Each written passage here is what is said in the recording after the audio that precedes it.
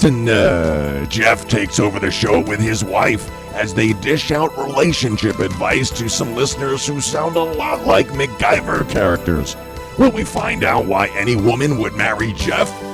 Find out next on Making Fun of MacGyver.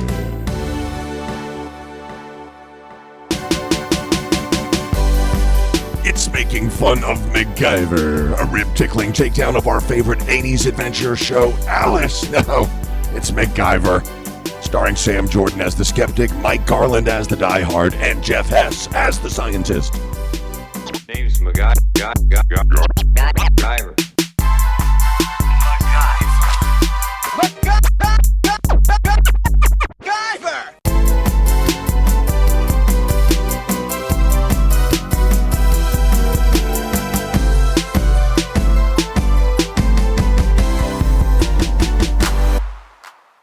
Hello everyone, and I know you're tuning in for your regular episode of Making Fun of MacGyver, but as you may or may not be aware, we're on a bit of a summer hiatus / break / we're doing things a little differently to bring you some other MacGyver-related content and also take some time off in the summer and take a break from the episode breaks. So this is one of the special content that we've got for you that will keep coming all summer long. And today it's just me, so if you're here for Sam or Mike, you're going to be gravely disappointed because you're not going to hear either of those voices, which, depending on how you approach the podcast, is a good thing or a bad thing. You're stuck with me all the way. And so this is Making Fun of MacGyver podcast, but today we're making love with MacGyver. Making love with MacGyver. Oh, and you hear another voice in the background. That is my darling wife, Siobhan. Hello. Hi, everyone. And Siobhan and I have a relationship habit of reading and discussing various advice columns, both financial, romantic, sexual, parenting, relationships with your parents. Like, what else am I missing here? No, I think that covers it. I mean, we love reading all kinds of saucy letters and discussing how we would go about responding to those individuals. The crazier, the better. Oh, definitely. Does a favorite pop to mind? Ooh, not at the moment. Not at the moment. My favorite all time is I am in a gay relationship with my twin brother, and we live in a new city, and no one knows that we're brothers. Yeah, that's saucy. That's a Slate classic. Mm-hmm. Of course, if it's Slate, there's a high chance that it's faked. But this is always the one where these... Anyway, doesn't matter. That's the sauciest ever.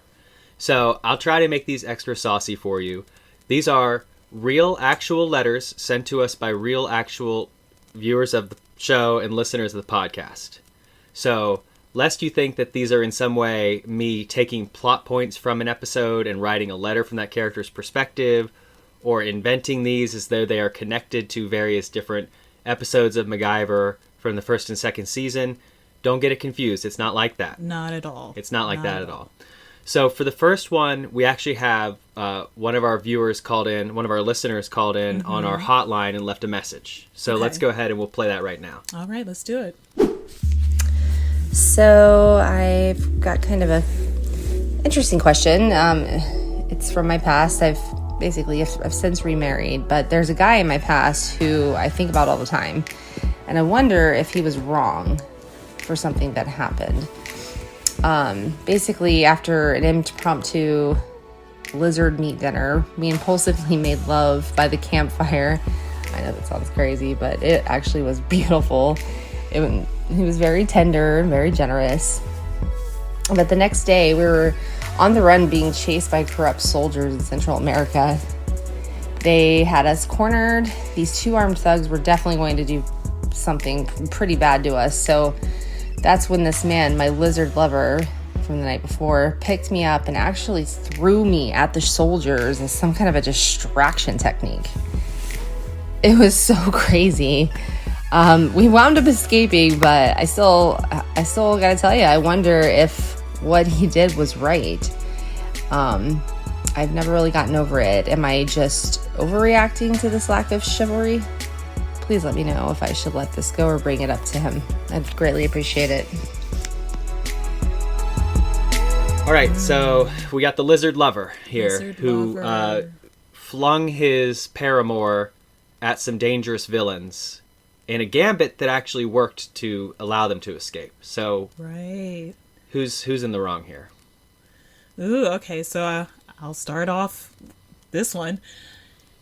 Yeah, I can definitely imagine that you are confused. You know, you had a lovely lizard meat dinner, and then all of a sudden you're being tossed as you're escaping, and it worked, but yeah, that would make me kind of look at this guy sideways, but at the same time, I mean, that's quick thinking on his feet, right? I mean, it worked, didn't it? You know, you're safe, you're sound. Maybe you can ask him what he was thinking at the time. Chances are he probably wasn't thinking of anything, but you never know. He may have had that was his plan, you know? Took everyone by surprise, honestly.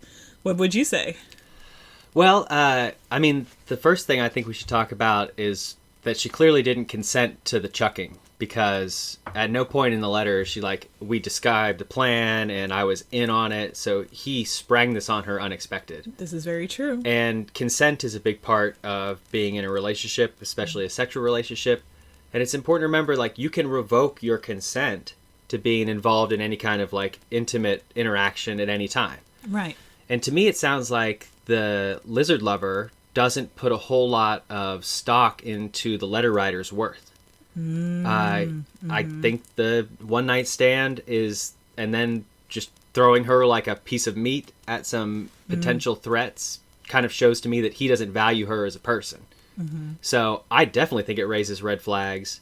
If he's like, that's the first thing he thinks is like, oh, I'm in danger, I better put this other person in front of me. Yeah, that's not cool. That's not cool. And you asked if you should bring it up to him, which I think you should. You really should. Because, yeah, that's not cool to be thrown, to be put in danger yourself.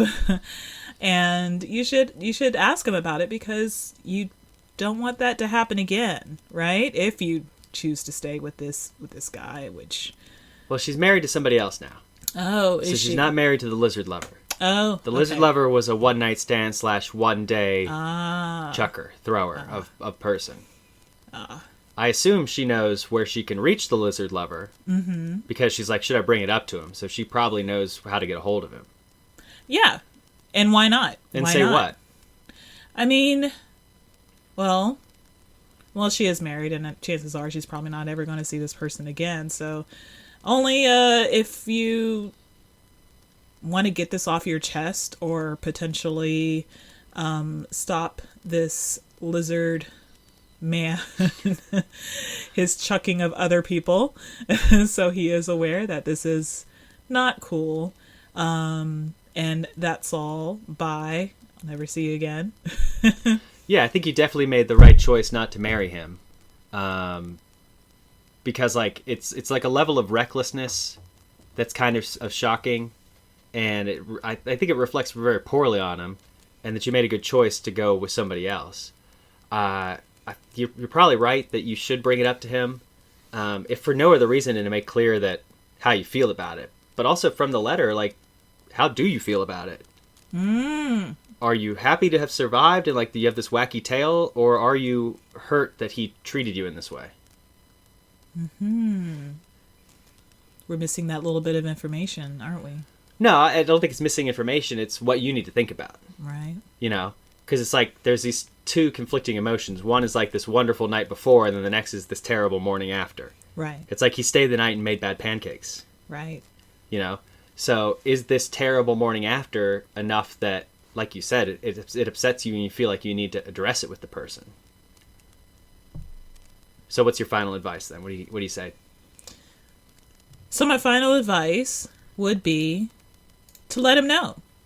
I mean, if you're still in contact with him, just give him a ring and let him know how you feel about that, or how you felt about that incident happening, and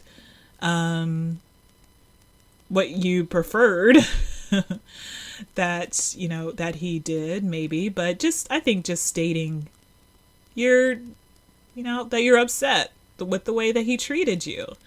And hopefully, maybe, it's really not your concern, really, if he takes it to heart or not, but at least you said your piece and you've talked to him about it. You've gotten it off your chest. So I'm going to go a little different. First of all, you need to decide if it's still bothering you. And I don't think you would have written to us if it weren't still bothering you. If it doesn't bother you, you decide it doesn't bother you enough, this to me seems like a sleeping dog situation. Mm-hmm. You're not talking about getting back with him. You're happily remarried with somebody else. This is true. Maybe it's just a wacky story that you tell or you don't tell. But if you really feel like something about you has been insulted by being treated that way, or you're concerned about him repeating this behavior with another woman, then I think you should definitely confront him honestly and explain, hey, that was, not cool seems like an understatement when you get thrown at armed bandits, but very much an understatement. Yeah, you could probably use other words, but okay. So that letter was called Toss in Love or Toss in Danger. You ready for the next letter? All right. It's called Why Must I Be a Nun in Love? Dear Making Love with MacGyver, I'm a 38-year-old female who's single, and I spent the last several years at a remote orphanage in Southeast Asia where I moved here about 10 years ago with my mentor to become a nun and escaped the wreckage of a broken relationship with a man I loved who broke my heart. The move seemed to be going great because the woman I came with was also a nun and had a similar story of a broken heart, and together we forged a new life together, helping raise children orphaned by the war. The work is hard and it's dangerous and lonely, but really rewarding. So we had a stable deal with the warlord who runs the area, and he leaves us alone, but a change in military leadership has upset those terms, and now I don't know if we can stay.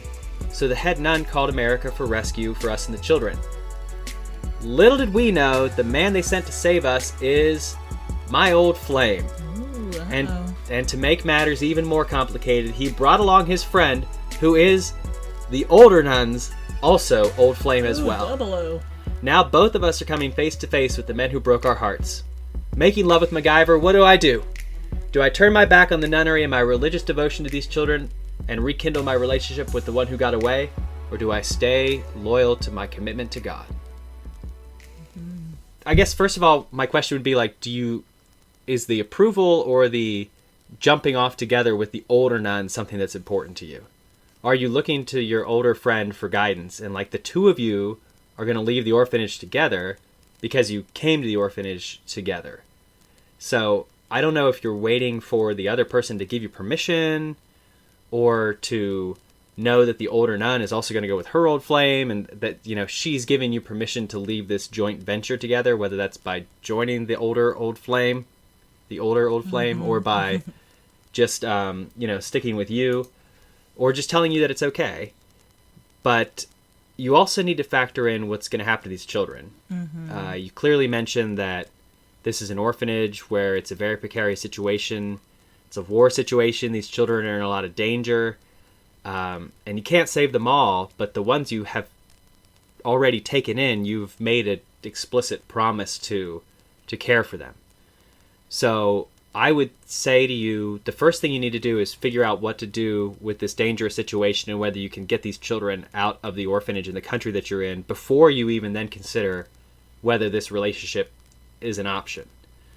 Because your obligation, whether or not you have an obligation to your God, you definitely have an obligation to these children. Mm-hmm. And I think it would be selfish to turn your back on them just because you and your older nun friend have randomly had both of your ones who got away come back into your life. So I would say, at least for the short time being, assuming you're not in physical danger right now, your obligations to the children. And if the old flame is legitimate and he's really still interested in being with you, then he's going to have to wait for this pressing and dangerous situation to be resolved. Yeah, so I 100% was focus on those kids because these guys have appeared, and but it doesn't mean that you have to go off course with what you're doing right now, and it's really important to get these kids to safety. So I'm definitely all for, making sure those kids are safe, making sure you and as many people can get out of there as possible. And also, you don't know what your old flame or the old flames want either, that y'all may be in the moment right now with all of this going on, but you truly don't know where they are. They may be fine. They may have someone else. You never know. But think about what you want. Do you want to ensure that the kids get to safety, and then whatever else happens, or do you really love what you are doing, and you really want to be a part of these kids' lives? So I think that's going to be up to you to decide, and then you go from there. But like, how much risk is too much risk? So the letter writer is like, well, we had this agreement with a warlord, and now that's changed. Like, you're still an outsider to this community. The orphans are of this community. At what point is the risk to yourself too great? And then this old flame appearing is actually the opportunity. Man, I can't even get through it. It sounds terrible to see. You can't abandon those kids. You can't, right? No, you can't leave the kids, can you? You can't leave the kids. Yeah. Yeah. Do you think it matters if the older nun is like, I don't want to get back with my old guy, but here's an opportunity for you to go to safety, and I will take care of these children?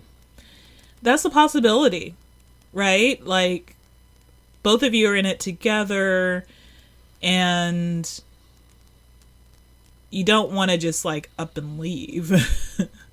You're the other nun, and then they're there, or they're stuck there, or you don't find out what exactly they want either, right?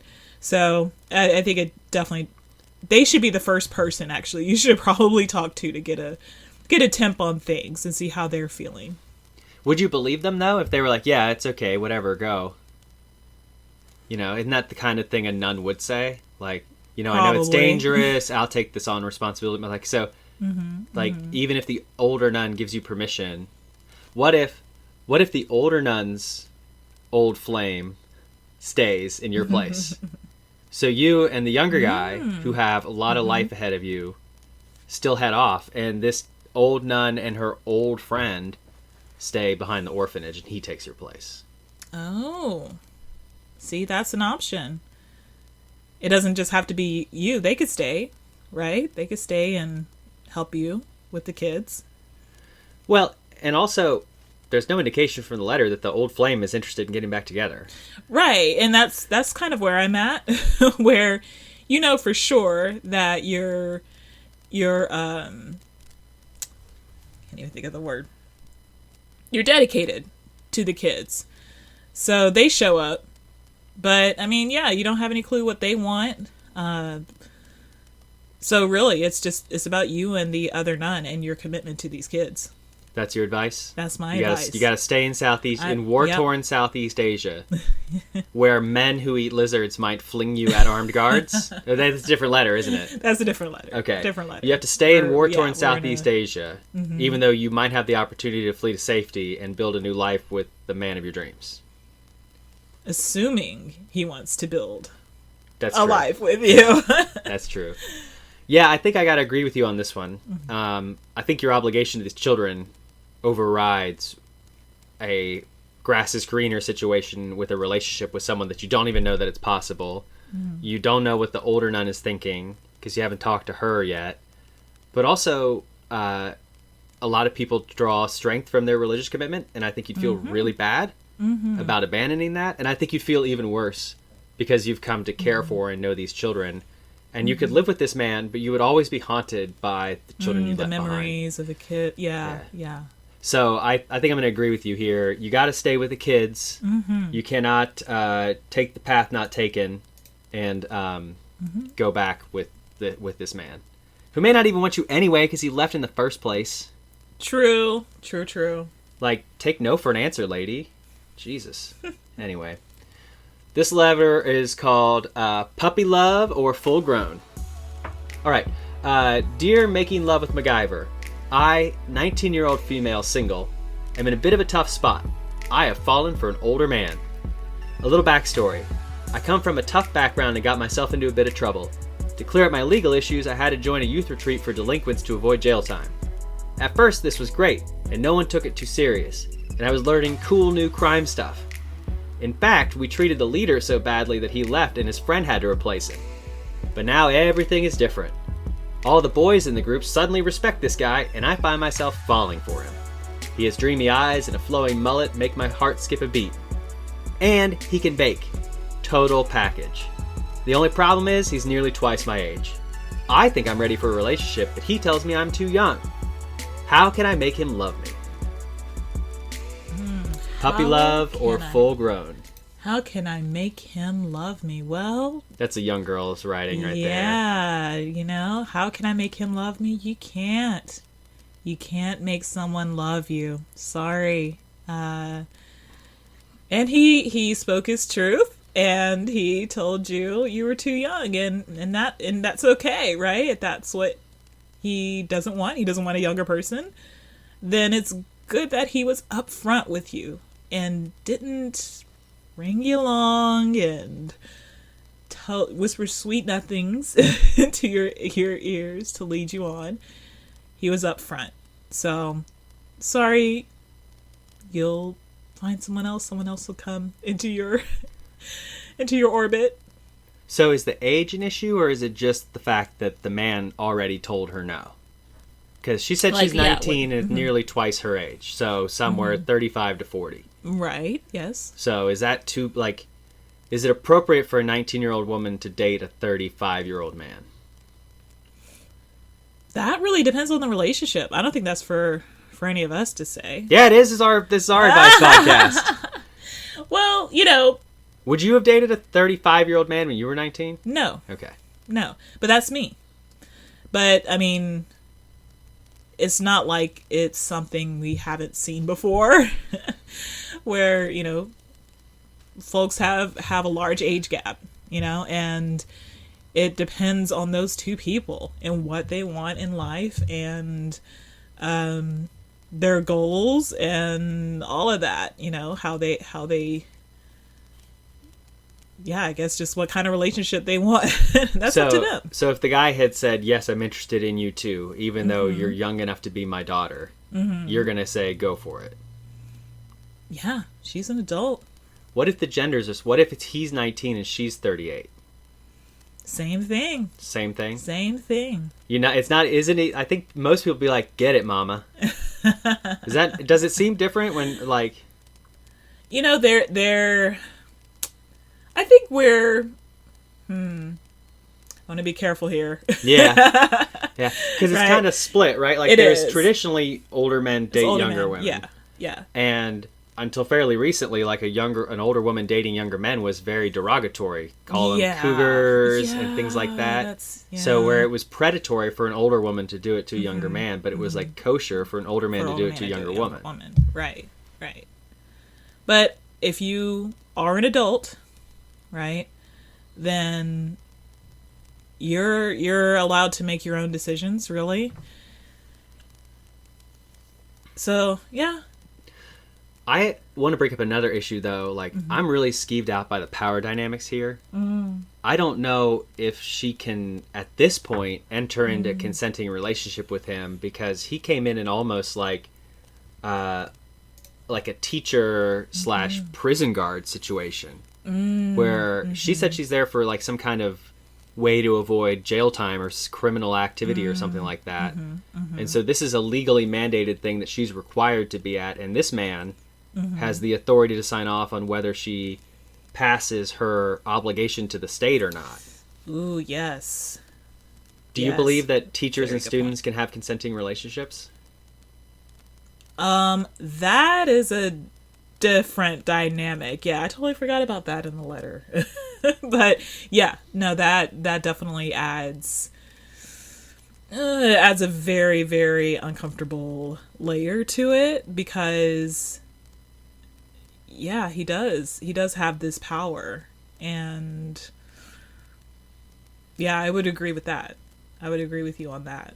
So do you think a teacher can have a relationship with a student, even after they're no longer teacher and student? Because surely while they're still in this power dynamic, I think it'd be inappropriate. Right. In this particular dynamic, it's inappropriate. But generally, I can't say. There's so many different situations, right? Because she's coming from a troubled background, and there's all of this stuff happening, right? So, yeah, that would be really touchy for her to. It just feels really gross to me. Yeah. Because, I guess, I don't know, because I'm 38, I'll be 39, and if a 19-year-old woman came to me and were expressing interest, I would be like, away with you, child. I can't imagine, trying to date someone who's half my age. Right. And she's asking us, how can I make him love me? Yeah. And pretty dramatic escalation. Yeah. It's like I'm really, and I think that's not even how do I get him to see me as an adult right, or to see anything. me as an adult or something, but it's like I want him to love me. Yeah, and that's, but part of that is, so I think what you said about doing it in the reverse, like if she, was a guy who was like, how do I get her to love me? That doesn't sound very great, right? You shouldn't want to get someone or make someone love you. So either way, that's not a really good. And what on earth makes you think he's going to love you anyway? I didn't see anything about shared hobbies, shared passions, similar upbringing, similar life expectations. It's just that you're in this difficult and stressful situation. And along comes someone who's treating you nicely, probably for the first time in a long time. Prison system doesn't treat you nicely. Cops don't treat you nicely. Right. A lot of times young people who end up in these delinquent situations have parents who didn't treat them very nicely. So are you just falling for the person who said something nice to you? Yeah. You got some things to think about, honey. So we're both a no then. Don't pursue this. Don't pursue it. Let the mullet muffin baker. Just let him go. Yeah. Wonder if the mullet muffin baker and the lizard lover are know each other. Maybe they could get together. Maybe they do. Maybe. It'd be interesting to find out if they were actually the same person. This next one is called 3 for the Road. Dear Making Love with MacGyver, I, 34-year-old male married, and my partner, 33-year-old female also married, I guess to each other, have spent the last half-decade wildcat drilling in East Texas. It's dangerous work, but fulfilling, and me and my wife, so they are together. Me and my wife have found strength in our isolation and our shared sense of adventure we get from drilling oil. It sounds hot. I'd like to drill for oil with them. Is that a metaphor? Keep going. They're drilling oil? Keep okay, reading. sorry. Keep reading. Recently, we located what I believe to be the mother lode of oil, and so I called an old buddy of mine to help me out. The oil is just exploding out of the ground, splashing all over the place. I was not prepared for what happened when he arrived. I found myself attracted to him in ways that I wasn't when I was younger, and I see it in my wife's eyes too. She's attracted to him, and I find that to be a huge turn-on. I should say I consider myself straight, and I've not had a relationship with a man before, but I think for this guy, I'd be willing to try. I think my wife might be interested too, so I gathered my courage and brought it up to her, and she's totally into it. Now all we can talk about is how to get this guy to stay with us and drill for oil. How can I bring this up without chasing away my best friend, or should I mention it at all? 3 for the road. You want to take this one? I'll go first. You go first? Yeah, I'll go first as resident non-straight male.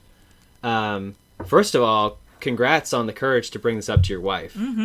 History is replete with men who suffer in silence and questioning their sexuality, and often it ends horribly or without satisfaction. So I want to say, first of all, having the wisdom and the courage to come to your wife about this shows that you have a really great relationship with your wife. Yes. And that would be something I would be reluctant to upset, because that's very precious when you have someone in your life that you can kind of share that experience with. But I can also see how it'd be precious to like expand that circle of people that you have that relationship with. So your wife being into it is, what did he say? He said she's totally into it. Totally into what? Does she just want to have sex with the guy or watch you have sex with the guy? Is she into a throuple? Does she want like a 3-way relationship sort of thing where everyone's together and you're all doing this project together? Because all he said is he's found himself sexually interested in his former best friend who's come back into his life, and he brought it up to his wife and she's totally into it. So I would want to do a little more investigation with your wife to find out what she means by into it, whether she's interested in an open relationship where you are able to go off and be with him, or a poly relationship where everyone's together in a mutually respectful relationship, like as a triangle, or whether this is just something that's fun to fantasize about. A lot of times with sex stuff, first of all, it's difficult to get up the courage to even talk about it to your partner. But a lot of times, but a lot of times the talking about it is enough to share in the fantasy and to play act the situations and to kind of explore this side of you in an area that's more safe, that might not risk the kind of damage to your relationship that an open or poly relationship, if you're not familiar with it and if all 3 parties aren't involved, can. So maybe this is one that's just best kept between you and your wife. You have a stable relationship. You don't want to upset the relationship with your friend who came to help you out. And then the 2 of you can fantasize about becoming a 3-way partnership, because nowhere in the letter does it say you've mentioned this to the friend.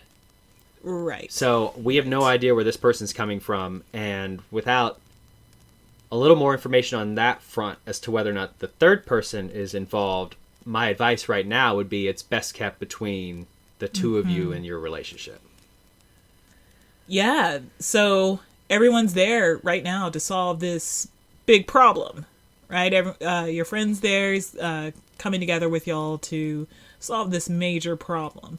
And during this, right, both of you and your wife, you are on the same page about what well, I shouldn't say on the same page, but yeah, what is the it that she's into, that your wife is into? You definitely have to be clear on what that is. And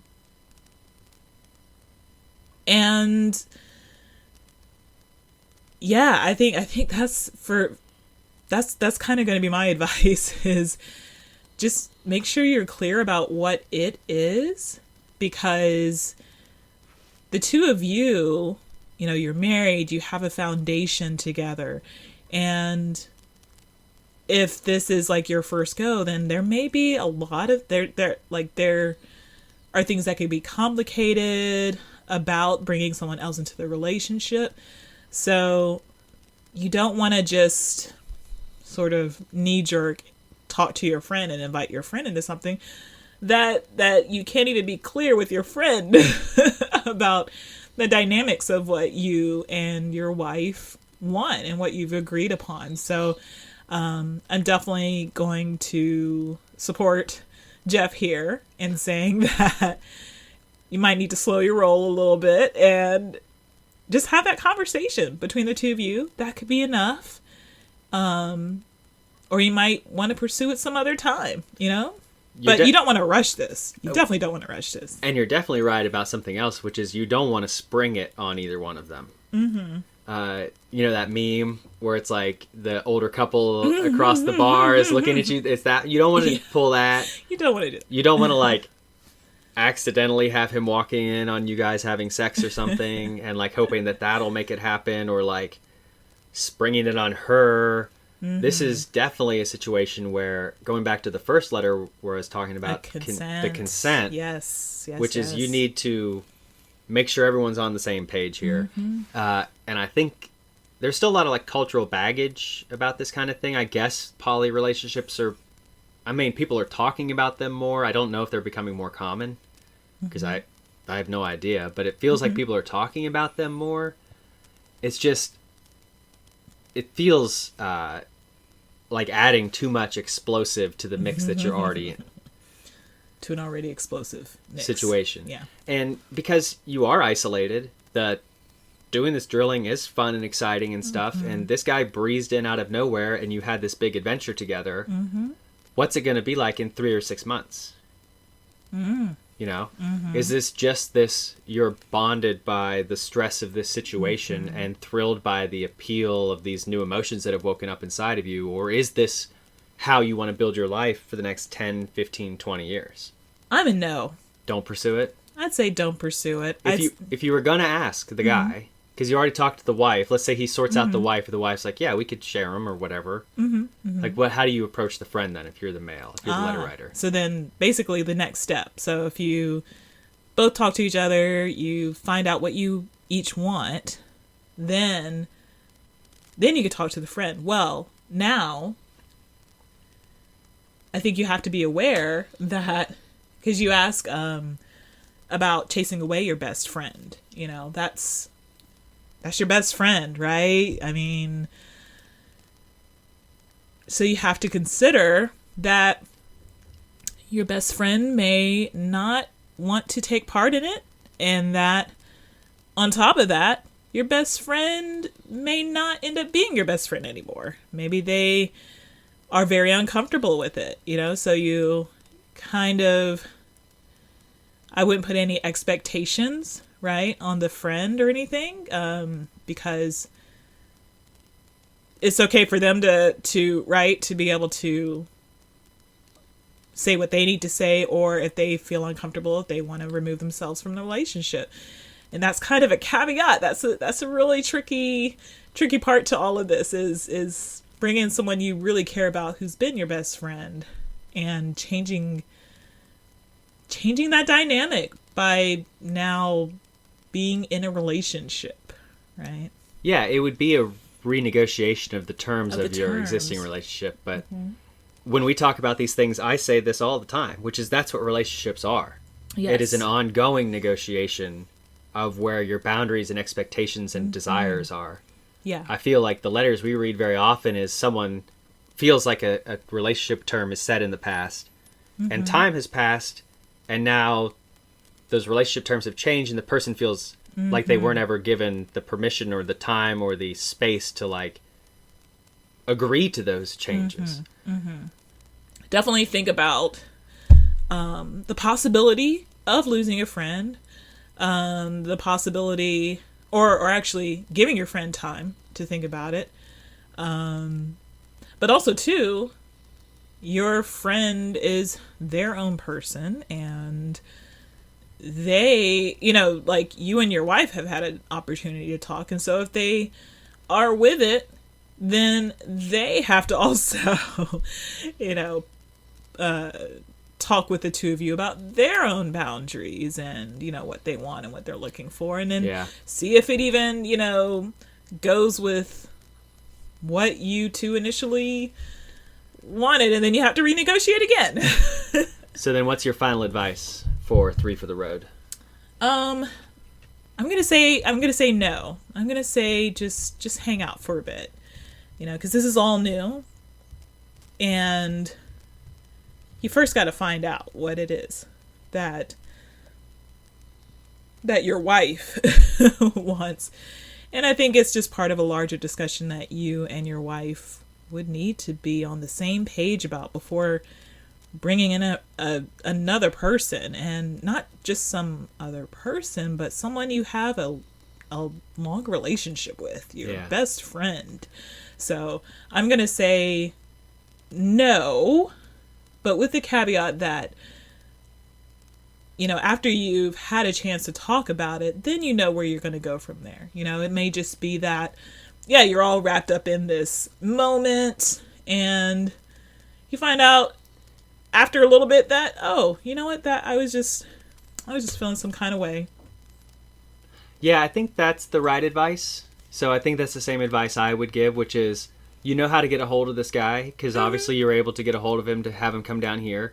Maybe let it have a cooling off period. Right. If you feel the same way you did in 6 months, call him up, and maybe have this conversation on the phone so he has an easy way to escape. Don't bring him to the place where he feels like he's trapped. But if you feel like this is so pressing an opportunity and you need to get this off your chest and say it now, do it before he goes to the airport. You got him there. Well, probably not there now. The letter's come and gone. But, you know, go ahead and just be prepared for rejection and try not to be hurt. But if it's really important to you to say this out now, then you got to go with what your heart says. But I think I agree with you. The advice I would be giving to this person is let it cool for a minute. Just let it cool. Let everything go back to normal. Yeah. You know, and you have a good point that it's like you know this person, and you can always reach back out to this person if you still have those feelings. But if I had a friend that was a good enough friend to travel cross country to help me fight an out of control oil rig, I would be really reluctant to lose that person. Yeah, that's a pretty great friend.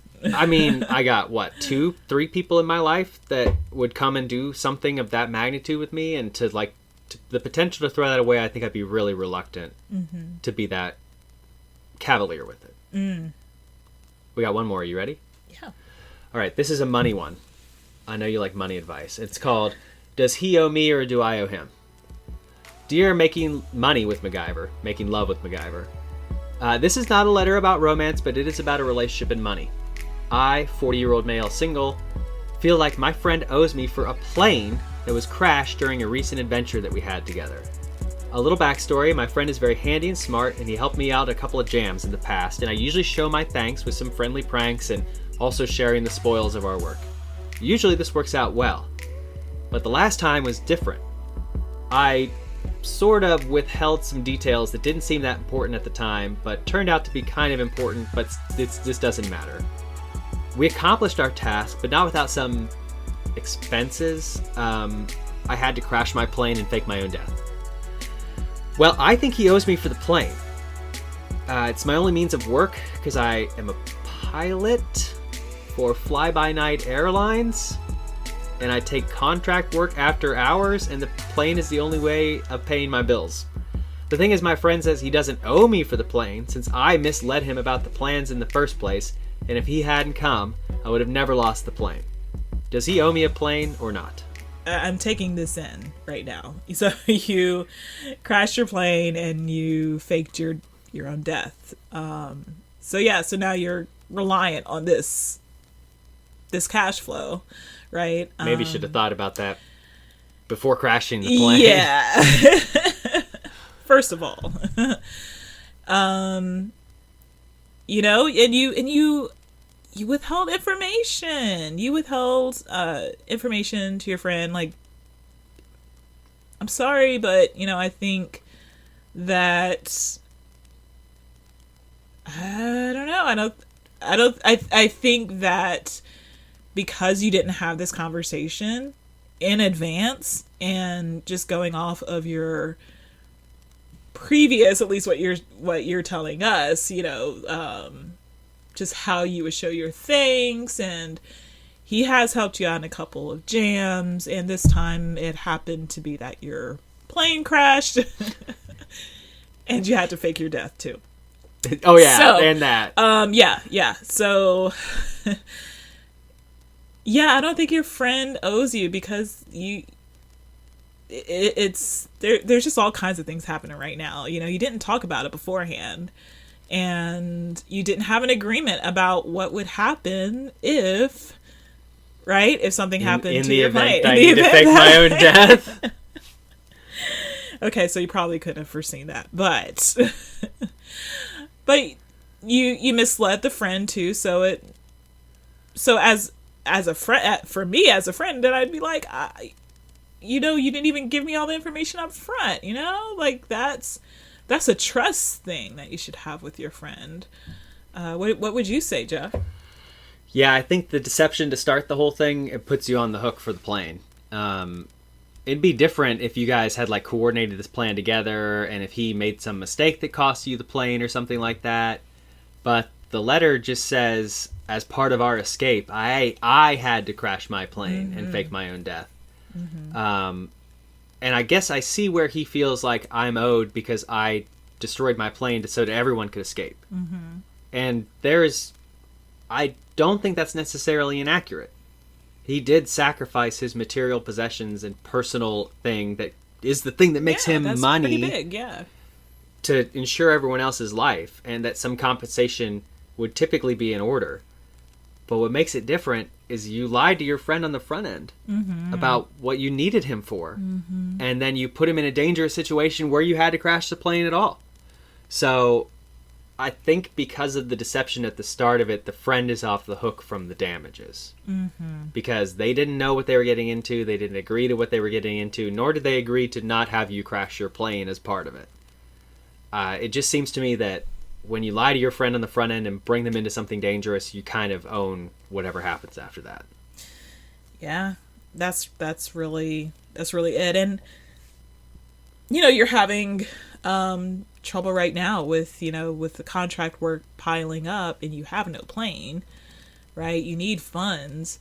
So then the question would be, if you just need someone to help you out, right? If you just need your friend to help you out until you can get on your feet again and continue your work, that's a whole different question, a whole different conversation. One you can consider bringing up, but not sure how it's going to go. Well, yeah. I don't know, how would you take that as the... I mean, if I were the friend, I think I would be expecting the pilot to come to me with some kind of request, which is, hey, I know you lost your plane. Here's how much does a plane cost? No idea. I assume they're expensive. People talk about them Lots. like... So I don't know if the friend is wealthy or if he can help you with a down payment or if... but if I were the friend, I would feel some kind of obligation to make sure that my friend can resume his what sounds like semi-legal flying service. Or maybe it's better off. Maybe you're better off not having the plane anymore. Right. And because it got you into dangerous situations and you had to fake your own death. So maybe just consider this like a sign that the whole plane thing really isn't for you. Isn't for you. And you just need to take a moment and think about where you want to go from here. But we both agree that the friend doesn't owe him. Friend doesn't owe him. But I don't think you're unjustified to feel like it. I just think, given what you've told us, you're going to have to find a way to deal with that feeling in a way that doesn't interfere with you and your relationship with him. Even if that feeling of feeling like you're owed is justified, I think it's inappropriate right now. Okay, so that's our last letter. How do you feel? Feeling good. I hope we've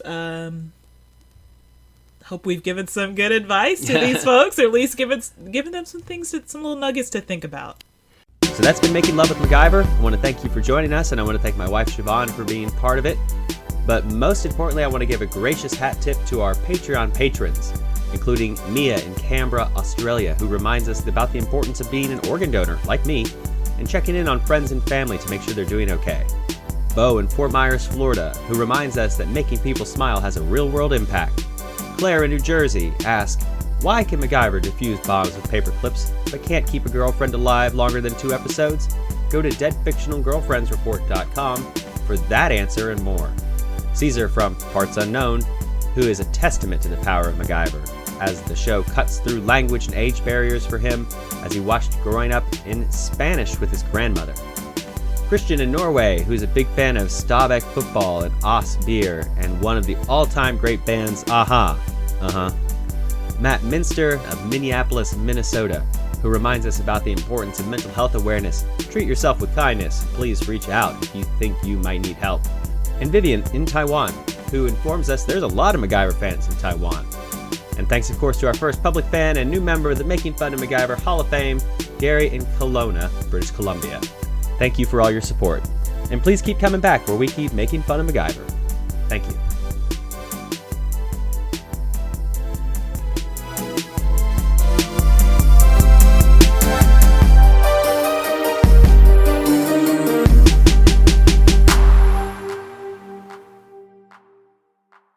You had a lovely lizard meat dinner, and then all of a sudden you're being tossed.